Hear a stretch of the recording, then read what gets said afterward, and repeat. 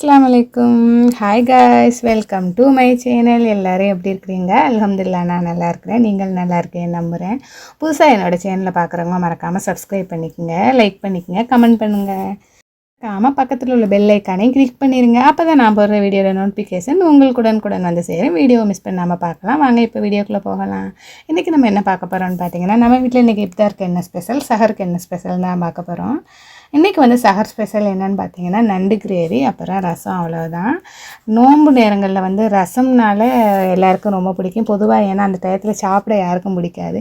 இந்த மாதிரி பண்ணும்போது சாப்பிட்றது வந்து எல்லாருக்கும் பிடிக்கும். ஏதாவது கொஞ்சமாவது சாப்பிடுவாங்க. ஒரு நார்மலாக நம்ம நைட்டில் சாப்பிட்றதுல நம்ம பாதி தான் சாப்பிடுவோம். அது கூட இந்த டயத்தில் சாப்பிட முடியாது. இப்படி ரசம் இந்த மாதிரி இருந்துச்சுன்னா நல்லா சாப்பிடுவாங்க. அதனால் அடிக்கடி நாங்கள் ரசம் சேர்த்துக்குருவோம்.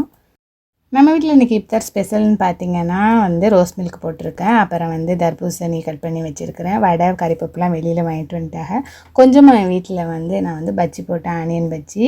இது பார்த்திங்கன்னா டேங் போட்டு ஒரு ஆக்காக்கா பண்ணியிருக்கிறேன். அகரஹர்னு சொல்லுவான், கடல் பாசின்னு சொல்லலாம், எது வேணாலும் சொல்லலாம். எங்கள் ஊரில் இதுக்கு பேர் ஆக்காக்கா தான். அதையும் பண்ணி வச்சுட்டேன். சாத்துக்குடி ஜூஸ் போட்டு இருக்குது. எல்லாமே ரெடி பண்ணி வச்சாச்சு. ரைஸையும் குக்கர்லேயே போட்டாச்சு. போட்டுட்டு நண்டு கிரேவி பண்ணிடலாம்னு சொல்லிட்டு அதுக்கு ரெடி பண்ணிக்கிட்டு இருக்கேன்.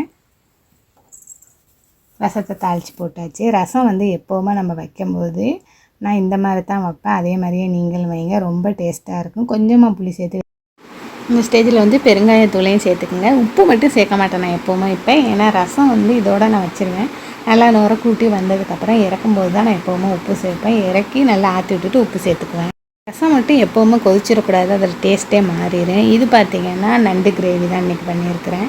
நண்டு கிரேவி வச்சு ரசம் குழம்பு. சின்ன சின்ன நண்டு தான். தேங்க்ஸ் ஃபார் வாட்சிங்.